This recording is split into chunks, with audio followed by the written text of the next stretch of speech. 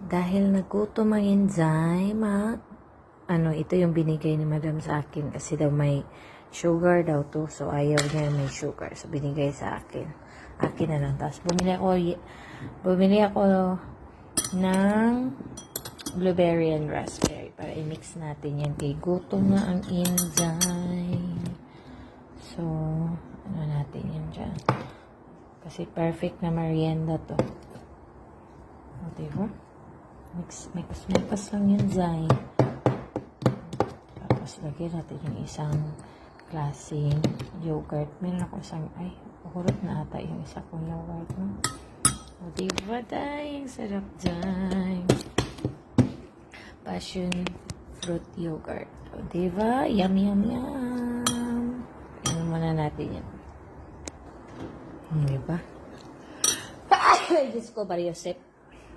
Excuse me. So, dahil ako lang mag-isa, kakain tayo nito. Yan yung merienda ko with a beautiful flower vase. O, diba? Diba? Binigay ito sa akin ni Tita Fem. Diba? Ang cutie. Napaka-cutesy sa akin na daw to. O, diba? Ang ganda, Raday. Akin na daw.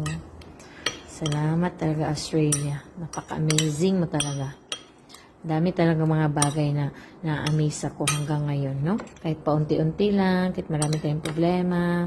Pera lang yung problema natin, Zay, kasi marami tayong bayarin. Maraming problema, maraming mga unexpected na mga problema sa buhay. Diyos ko, sa una na ito ni pagkaanak, kung puro problema ang So, tingin na lang tayo sa mga grateful things na meron tayo. Tapos i-enjoy ang life. Kasi wala tayong choice, Day. So, bon appetit! Magkaon muna ang Inzay.